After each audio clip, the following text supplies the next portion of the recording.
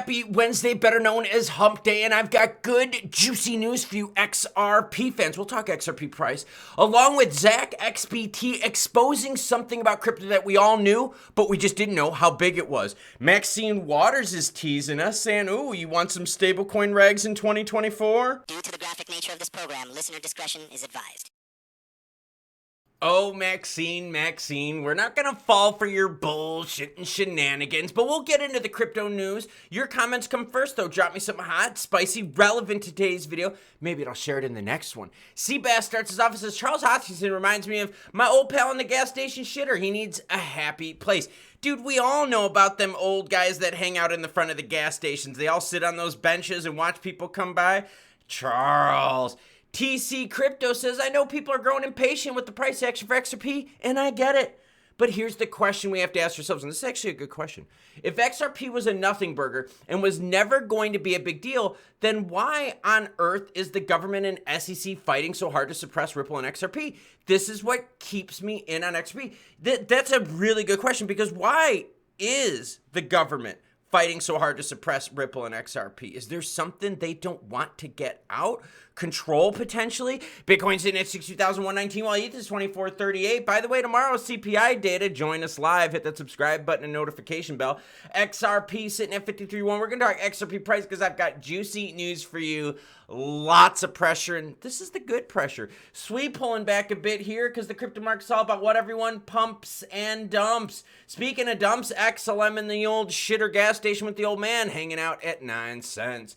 Maxine Waters fuels optimism for stablecoin legislation deal with McHenry before 2024 ends. Here's part of the problem, though. McHenry is retiring from Congress after this. Yeah, he's not seeking re-election. And McHenry's been one of the biggest crypto proponents out there. So we're losing one of our big advocates. That's not good.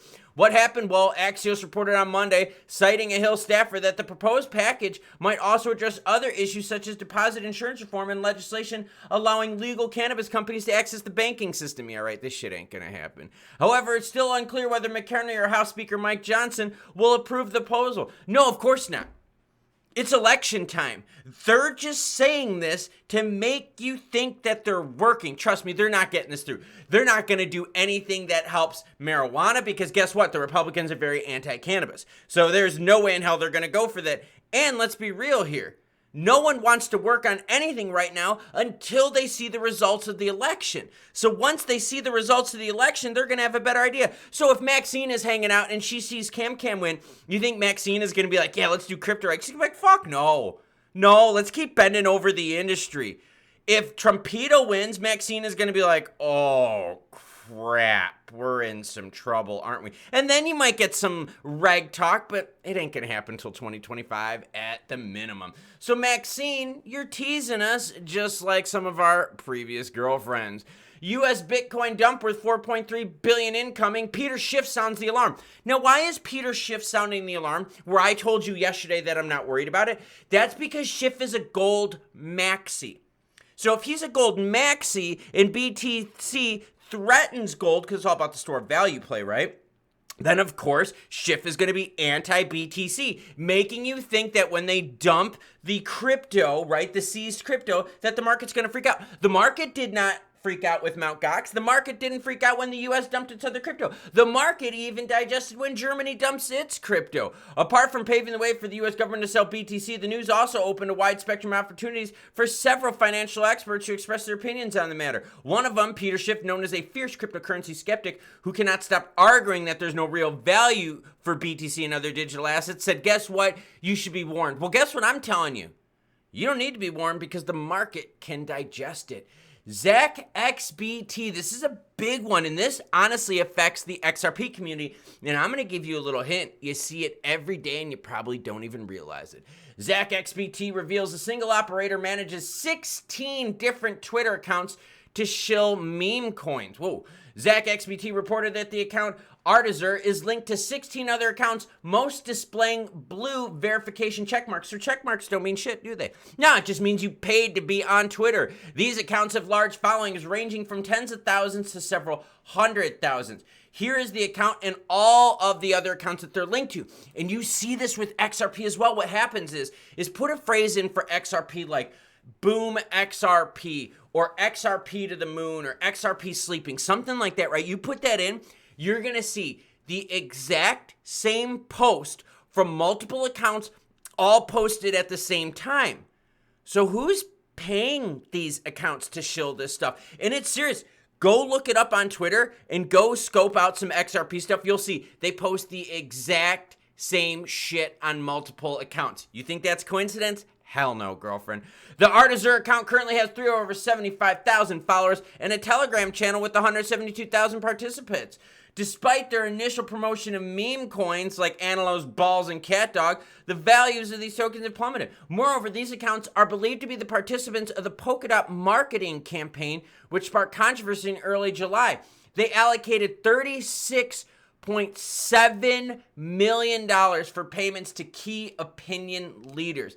Everyone is talking about the DOT marketing campaign, but no one is talking about how the Artizer scam influencer ring managed to get 5 of his 6 controlled Twitter accounts into multiple $400,000+ deals. So you are getting lied to. And that's why I cannot stand frickin' Twitter.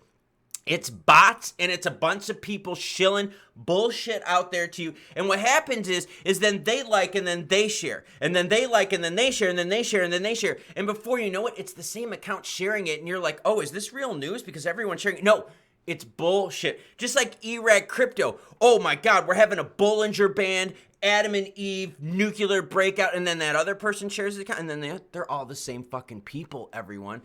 Now for the good XRP news. And oh my gosh, the only thing I could have woken up better to this morning was my wife doing, but that didn't happen.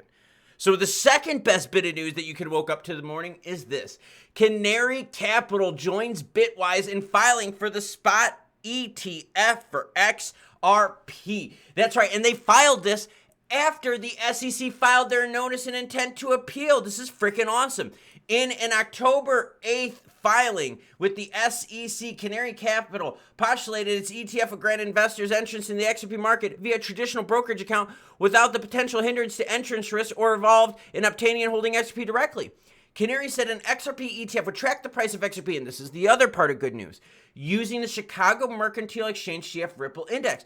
I brought that story to you not too long ago when I said, this is awesome. You need to put this piece in place to get this piece in place. And people trust the CME Ripple Index price-wise. Trust me, that's why it's there. In fact, even Gensler himself said, hey, this is extremely important because they did the same thing with Bitcoin. This structure permits institutional and retail investors to sink money into XRP through traditional finance markets while decreasing the complexities related to custody, safety, and registration. So you got a second one now wanting an XRP ETF. Now, I have said for the last several weeks, you need to stay relevant in crypto. If you don't stay relevant in crypto, people aren't going to launch any products for you, right? That's just the deal. But with XRP staying relevant, you're having more people wanting to launch products. Now let's take a look at the price of XRP, see if anything pops out at us on this hump day. And by the way, shout out to Super Channel supporter Trick and Mei Ling, who are celebrating an anniversary today. So everyone give Trick and Mei Ling a big golf clap. Golf clap. Thank you. Thank you. 53.1 is the price of XRP right now with a volume of $853 million. Now, did the news announcement from Canary Capital bring us any price action? No. But the ETF is showing us everything we want to see. And that is people want to play in the XRP backyard. When we do these stories and when we cover these stories, you notice how like SWE got that trust listing and then like what? Couple weeks later, SWE gets USDC action. Yeah, so it's all about staying hot and staying relevant. If you're not staying hot and staying relevant, people aren't going to launch products related to you. That's just how this goes. So XRP price, yeah, we found some support north of 52 cents. Is the support strong? No, not really, but it is there. Now, what big events do we have for XRP coming up? Well, tomorrow we have CPI data. CPI data is going to be big. Why? Because there's no Fed meeting this month. So that's going to be the big key data point for the month of, what month are we in, everyone? October, Halloween month. So then that sets us up for the next meeting with the Fed, which is the 7th of November. So right now, XRP news is all this. We're looking at macros. We're waiting to see what the SEC is officially appealing. We're also want to see who else is going to be wanting to launch an XRP ETF, because again, as long as you stay hot and relevant, people are going to want to launch products in relationship to you, and that's what's good with XRP. And that brings me back to the original comments. See, I do bring them up for a reason. If XRP was a nothing burger and was never going to be a big deal, then why on earth is the government SEC fighting so hard to suppress it? Well, why on earth then are so many companies trying to launch XRP related products? Because there's a bunch of people out there that want to play with XRP. And as long as you stay relevant, hot, and juicy in this crypto world, you got yourselves a chance.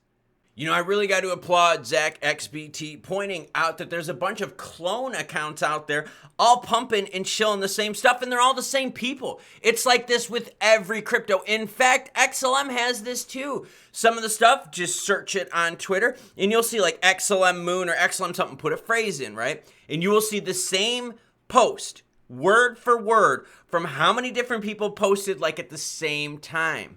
Yeah, it's not that there's that many people out there going, oh, this is awesome. No, it's the same person pumping a whole bunch of accounts, farming social engagement, and trying to make it seem like it's bigger than what it is. And the worst part is you have to ask yourself, who is paying these people? Now, we already learned about Solana and all that stuff, right? We already learned about Polygon and how they pay people to show their stuff.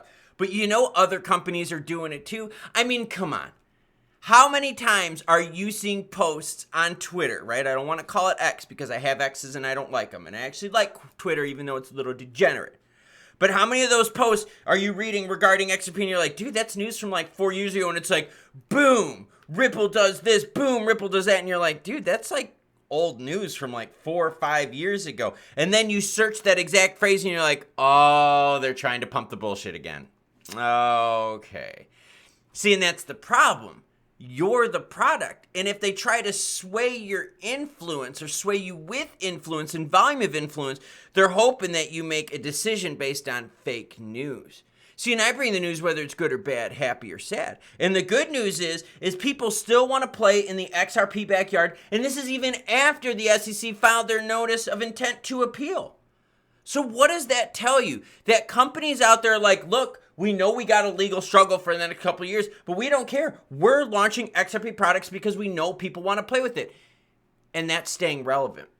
And that's how you know XRP has got something going on. Because even though they got the case, even though they got the government, the SEC after them, even though they got a bunch of haters out there, they're still staying relevant.